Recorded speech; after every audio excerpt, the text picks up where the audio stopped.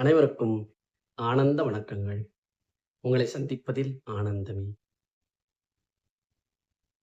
இன்றைய ஆத்ம உபதேசம் பிறப்பின் நோக்கம்.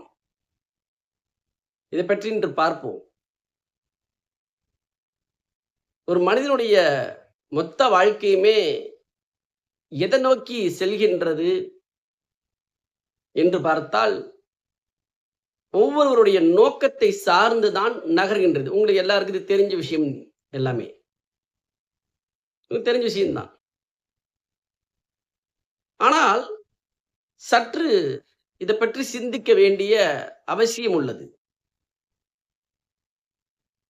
சமுதாயம் கற்றுக் கொடுக்கின்ற பாதையில் மனிதன் நடந்து கொண்டிருக்கின்றான். அந்தந்த காலகட்டத்துக்கு தகுந்தாற் போல் வாழ்க்கையும் நகர்ந்து கொண்டிருக்கின்றது. பேசிக்கா சொல்லணும்னா, நல்லா ஆரோக்கியமா இருக்கணும், நல்லா படிக்கணும், நல்லா வேலைக்கு போகணும், நல்லபடியா திருமணம் பண்ணிக்கணும், நல்லபடியா குழந்தைகள் பெத்துக்கணும், சந்தோஷமா, வளர்ச்சியோட, செல்வ செழிப்போட, இறுதியா இது எல்லாத்தையும் சேர்த்து ஒரு வார்த்தையில சொன்னோம்னா, சந்தோஷமா வாழணும்னு சொல்லுவோம். இது எல்லாருக்கும் தெரிஞ்ச விஷயம் தான். சந்தோஷமா இருக்கணும். ஒரு கேள்வி உங்களுக்குள்ளேயே கேட்டு பாருங்கள். நீங்க அந்தந்த காலகட்டத்துக்கு தகுந்தாற் போல் உங்களுடைய வாழ்க்கை நோக்கத்தை நோக்கி மாறிக்கொண்டே இருக்கின்றது, நகர்ந்து கொண்டே இருக்கின்றது. படிச்சு முடிச்ச பிறகு நல்ல வேலைக்கு போய் நல்லா சம்பாதிக்கணும், நல்ல வேலை கிடைக்கணும் ஒரு நோக்கம் இருக்கும். இது போல ஒவ்வொன்னா அப்டேட் ஆயிட்டே வருது. இறுதியா என்ன நான் கேட்கணும்னு நினைக்கிறேன்னா, நீங்கள் எதிர்பார்த்த இந்த நிரந்தரமான சந்தோஷம் ஏற்படுகின்றதா என்கின்ற கேள்வி அடிப்படையாக சிந்திக்க வேண்டும். இது அடிப்படையா உள்ளுக்குள்ள கேட்க வேண்டிய கேள்வி.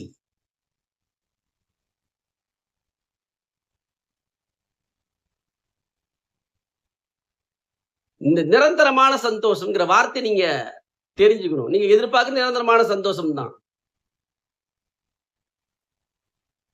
ஹானஸ்டா பதில் சொல்லணும்னா நிரந்தரமான சந்தோஷம் இருப்பதில்லை. டெம்பரவரியா தான் இருக்கு. இன்பமும் துன்பமும் மாறிக்கொண்டே இருக்கின்றது வாழ்க்கையில்.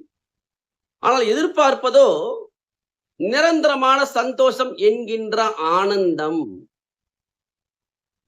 ஆனந்தம் என்கின்ற பரிபூர்ண நிறைவு. இதைத்தான் நீங்கள் தேடுகின்றீர்கள்.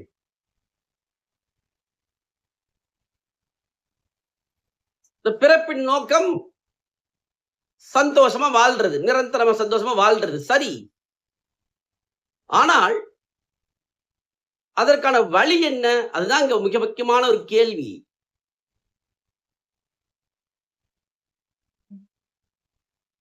நீங்க என்ன பண்ணிடுறீங்க? உங்களுடைய வாழ்க்கையில செல்வம் சார்ந்து, புகழ் சார்ந்து, பெயர் சார்ந்து, பொருளாதாரம் சார்ந்து, செல்வத்தை சார்ந்து, இந்த மாதிரி வெளி உலகம் சார்ந்து இருப்பதினால் நீங்கள் எதிர்பார்க்கின்ற நிரந்தரமான சந்தோஷம் என்கின்ற ஆனந்தம் நடப்பதில்லை. நீங்கள் எதிர்பார்ப்பதே இந்த ஆனந்தத்தை தான் நீங்க எதிர்பார்க்கிறீங்க. ஆனந்தம் என்கின்ற திருப்தி, நிறைவு.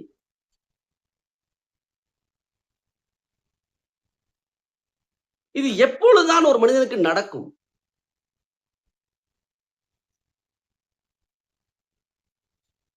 அமானுஷ்யமான சக்திகள் அடைவதனாலயா? ஆன்மீகத்துல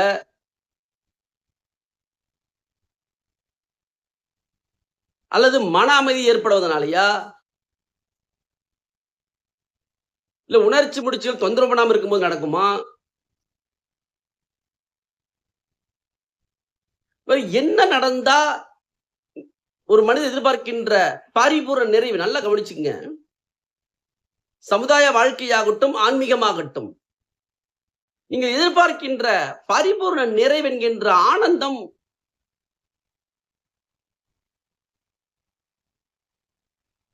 எப்பொழுது நடக்கும்? ஆன்மீகத்தை எடுத்துட்டா பக்தி, தியானம் செய்யறது, யோகம் செய்யறது, நிறைய வழிகள் இருக்கின்றது. இதெல்லாம் நம்ம ஏன் தேடுறோம்?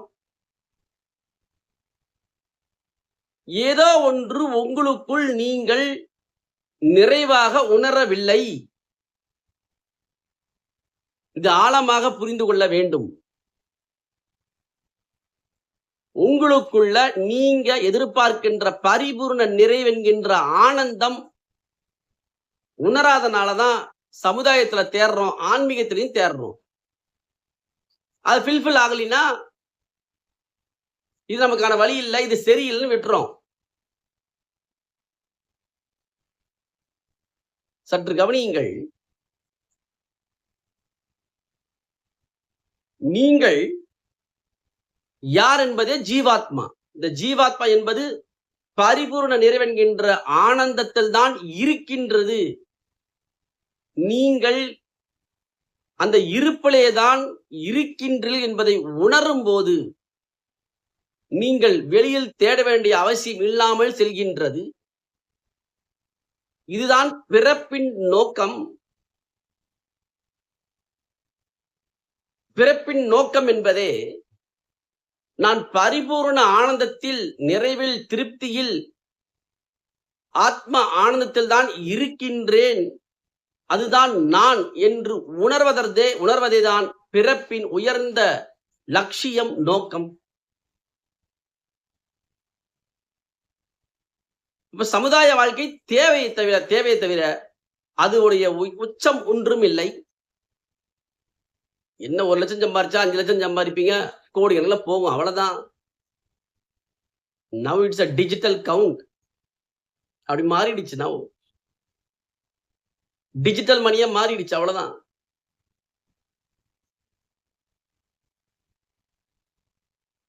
நன்கு யோசித்து பாருங்கள்.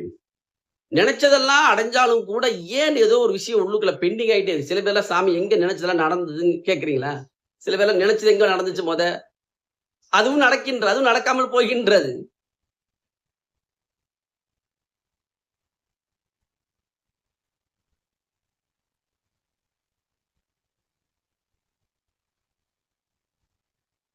இந்த பிறப்பின் நோக்கமே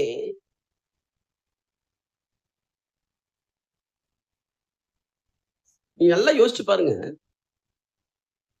படிக்கும்போது நல்லா படிச்சு, நல்ல மார்க் எடுத்து, நல்ல வேலைக்கு போய் அப்படியே பெருசா ஒரு விஷயம் நடக்கும். அது ஒரு சுமையா இருக்குது. சுமையா இருந்து படிக்கிறது இல்ல. நல்லா யோசிச்சு பாருங்க. நல்லா படிச்சு வேலைக்கு போக வேண்டாம்னு நான் சொல்ல வரல. ஆனா அது சுமையா எடுத்துக்க கூடாது, சுவையா எடுத்துக்கணுங்கிறேன் நானு. ஜாய்ஃபுல்லா படிக்கிறது வேற, கஷ்டப்பட்டு துக்கத்துல படிக்கிறது வேற.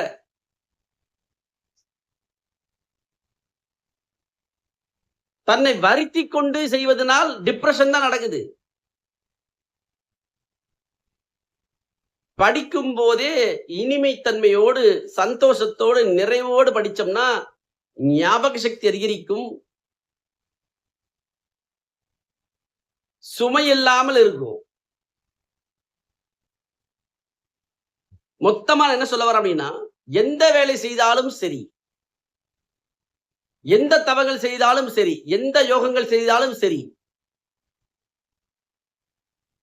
உங்களுக்குள் நீங்கள் உணர வேண்டியது அல்லது உங்களுடைய நோக்கம் இதுவே, பரிபூரண நிறைவென்கின்ற ஆனந்தம்.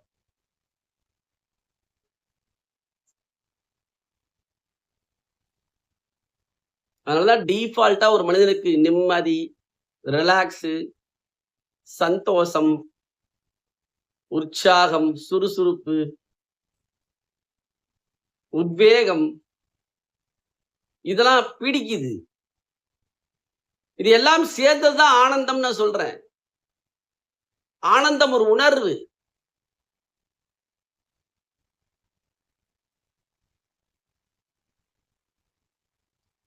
எதனாலும் தொந்தரவு செய்யாத, வெளி உலகத்தால் டிஸ்டர்ப் ஆகாத உள்ளுணர்வ, ஆனந்த உணர்வு. You can able to feel your bliss. எப்ப வேணாலும், எந்த நேரத்தில் வேணாலும், எத்தனை பேர் வேணாலும் இந்த இருப்ப நீங்க ஃபீல் பண்ண முடியும். அதிலேயே இருக்க முடியும். அதிலேயே வாழ முடியும்.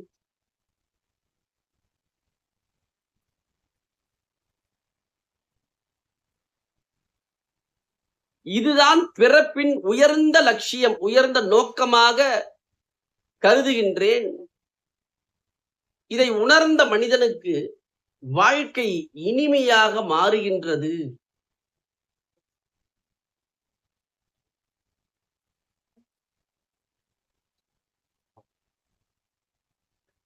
உண்மையிலே சொல்றேன், இந்த பரிபூர்ண நிறைவடைகின்ற ஆனந்த அமிர்தம் உண்மையிலேயே அமிர்தம் தான். அதுல எந்த ஒரு டவுட்டும் வேண்டாம்.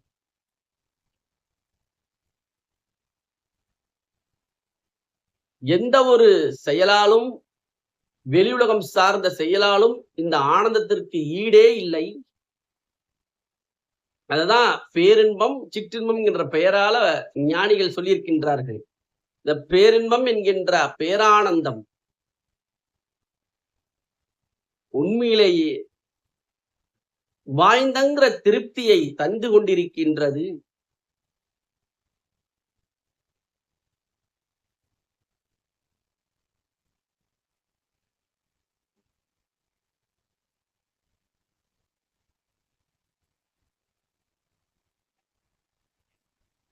தயவு செய்து உங்கள் வாழ்க்கையை கவனத்தோடு உள்முகமாக திருப்பி, இதை நோக்கி கேள்விகளை எழுப்பி, பிறப்பின் நோக்கத்தை, உங்களுடைய உயர்ந்த லட்சியத்தை நோக்கி நகர்த்துங்கள். தயவு செய்து ஒரு உதாரணம் சொல்ற, ஒரு சங்கல்பம் ஏற்றலாம். என் வாழ்க்கையின் லட்சியமே என்னுள் இருக்கும் இருப்பையான, என்னுள் இருக்கின்ற இருப்பான ஆத்மானந்தத்தை உணர்ந்து வாழ்வது. மிக பெரும் ஒரு தெளிவையும், தெளிந்த சிந்தனையும், நிதானத்தையும், நிம்மதியும், பரிபூர்ண நிறைவடைகின்ற ஆனந்தத்தையும் தரக்கூடியது.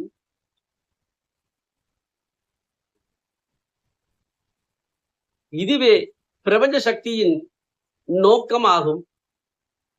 இதை நோக்கிதான் பிரபஞ்ச சக்தி எடுத்துச் செல்கின்றது. இந்த ஆத்ம ஆனந்தத்தை நிலை பெறுவதுதான் முக்தி என்றாகின்றது. இதுவே இறுதி தன்மை. ஒரு அன்பரை கேட்டிருந்தாங்க, சாமி இந்த ஆத்மானந்தத்தை ரியலைஸ் பண்ண பிறகு தொடர்ந்து தியானங்கள் தேவையா? நிச்சயமா தேவையில்லை. இந்த ஆத்மானந்தத்தை எக்ஸ்பீரியன்ஸ் பண்ண பிறகு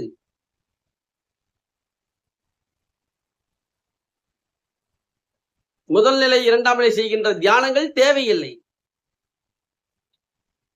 இந்த ஆனந்தத்துல லயமாயிருவீங்க. இந்த ஆனந்தத்திலே வாழ்க்கையை வாழ கத்துக்குவீங்க. புரியுற மாதிரி சொல்லுனா, உற்சாகமா, சந்தோஷமா, நிம்மதியா வாழ்க்கையை வாழ்றது. உள்ளுலக நிறைவு, வெளியுலக எதிர்பார்த்த வாழ்க்கை தேவையாக மாறி சந்தோஷமாக வாழக்கூடிய மொத்தத்தின் சாரம் பிறப்பின் நோக்கத்தை சார்ந்துதான் அமைகின்ற என்பதை சொல்லிக் கொள்கின்றேன். நீங்களே பாருங்க, டெம்பரரியா மாறிக்கிட்டே இருக்கு. இப்ப என்ன பண்ணணும், நோக்கம் என்ன, லட்சியம் என்ன? வீடு கட்டணும்பா, ஃபர்ஸ்ட் அதை கட்டி முடிச்ச பிறகு அடுத்தது மாறும். மொத்த வாழ்க்கை லட்சியத்துடைய இருப்பு தன்மை என்ன? நிம்மதி, நிறைவு தன்மை என்கின்ற ஆனந்த உணர்வு. அப்ப இதை உணர்ந்து வாழ்ந்தோம்னா இன்னமும் உங்க வாழ்க்கை சந்தோஷமாக இருக்கும் என்பதை சொல்லிக் கொள்கின்றேன். இந்த ஆன்மீகமே உங்களை நிறைவா சந்தோஷம் வாழ வைக்கிறதுக்காக தான், எதை விட்டு விலகிறதுக்காக அல்ல. நான் கற்றுக் கொடுக்கின்ற ஆன்மீகம் இதுவாகத்தான் இருக்கின்றது. ஆரோக்கியத்தோடு, நிறைவான செல்வத்தோடு, பரிபூரணத்தோடு,